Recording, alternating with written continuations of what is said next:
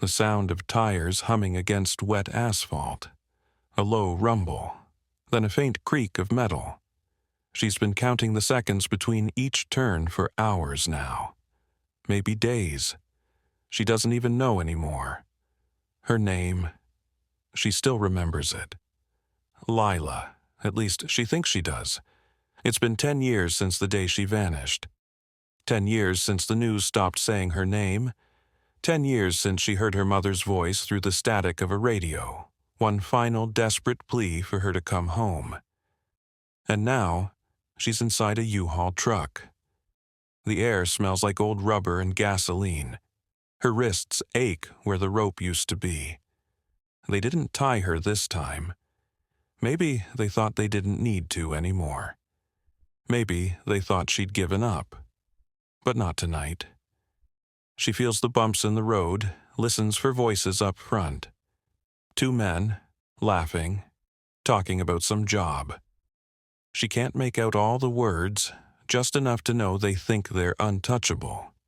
She presses her hand against the side door, cold metal, locked from the outside. Of course, but the latch near the top, it's loose.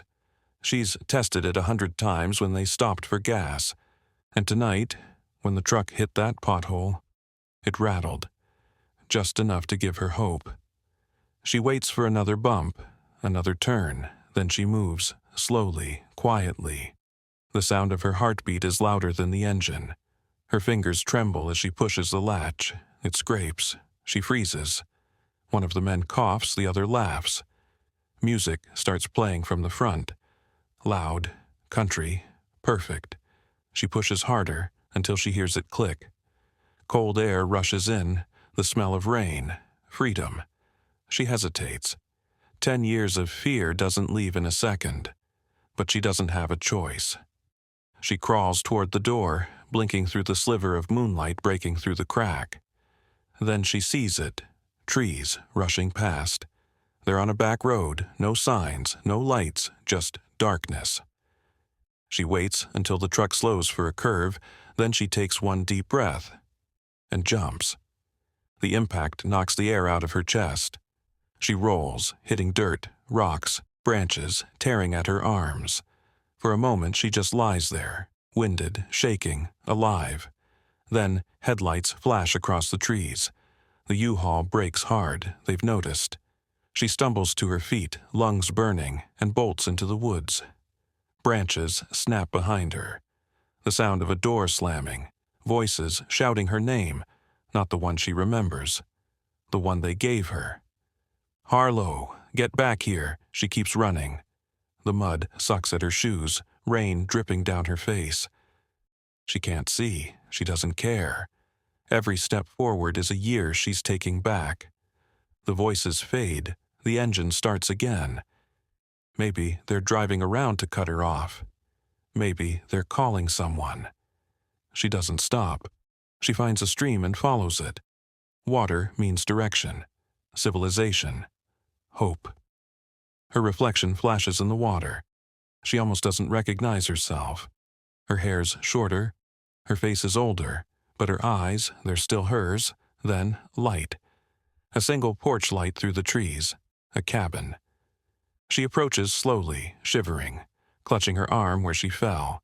The front door is cracked open. Inside, warm glow from a TV. A man asleep on the couch.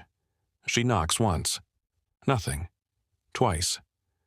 He stirs, opens his eyes, confused.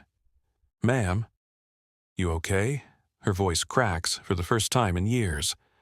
"I need help." He gets up, grabs his phone, already dialing 911. She hears the words she's dreamed of for a decade. Missing person, looks hurt, send someone fast. She glances at the screen, her reflection, a ghost in the glass. The man covers her with a blanket. "You're safe now," he says. But she knows that's not true, because in the distance, through the rain, she hears it, the same truck engine.